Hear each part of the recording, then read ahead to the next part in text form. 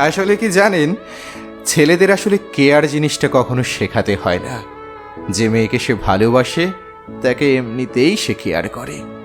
মেয়েটার ছোটোখাটো জিনিসগুলো তার চোখ এড়ায় না।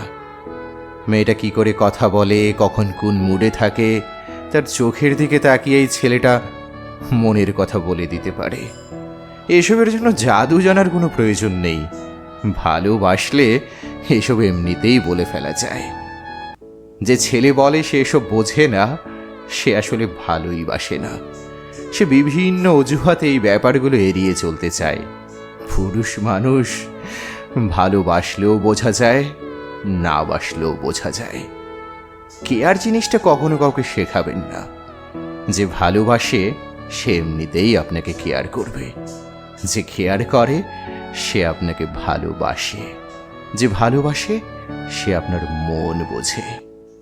আর যে মন বোঝে সে আপনার সব কিছুই বোঝে।